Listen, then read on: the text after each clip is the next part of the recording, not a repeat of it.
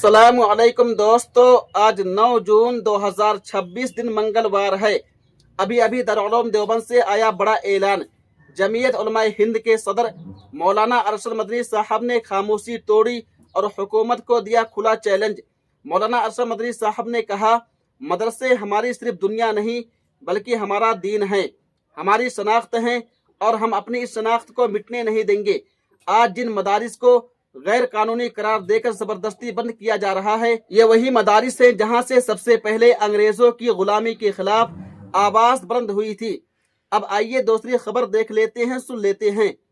दारुल देवबंद से ऐलान होता है।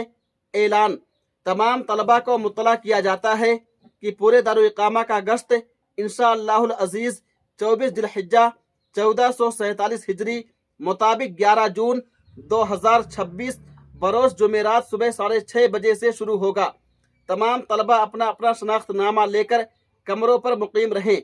गैर हाजिरी की सूरत में सीट सोख्त कर दी जाएगी। अलबत्ता अगर किसी तालिबे इल्म की दरखास्त रुख्सत मंजूर शुदा मौजूद हो तो उसका ज़ीरोक्स यानी फोटो स्टेट दफ्तर दारुल इकामा में जमा करा दें ताकि उनकी सीट महफूज रह सके। अशरफ अब्बास, नाज़िम आला, दारुल इकामा दारुल देवबंद। उम्मीद है कि आप हज़रात मुकम्मल वीडियो देख लिए होंगे और दोनों खबरों को सुन लिए होंगे।